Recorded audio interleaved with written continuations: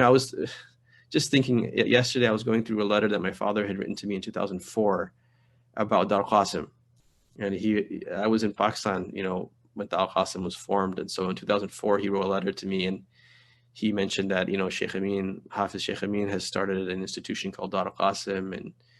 And he was talking about how it's important that when you come back, I just discovered this again last night, that I want you to go and meet with Sheikh Amin, and if you have an opportunity to teach there, because what he identified at Dar Qasim was exactly this ideal, like that was represented by Chishi Saab, was that you have university students, you have young and educated students who are interested in Islam, and are going to be basically representative of those of that integration of the traditions, or integration of all those different types of knowledge without any sort of internal conflict, right?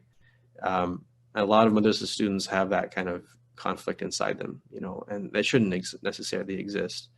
But it was interesting that my father had recognized that very early on, and I only came across that again. And I'm just thinking about where I'm sitting right now, talking about this in memory of Chishti Saab, and it's exactly what Chishti Saab would have wanted.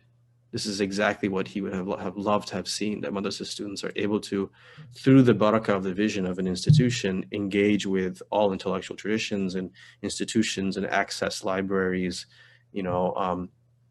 the University of Chicago Library or the local library, and the other institutions of learning, universities and theosophical societies, and let Islamic intellectual superiority, speak for itself.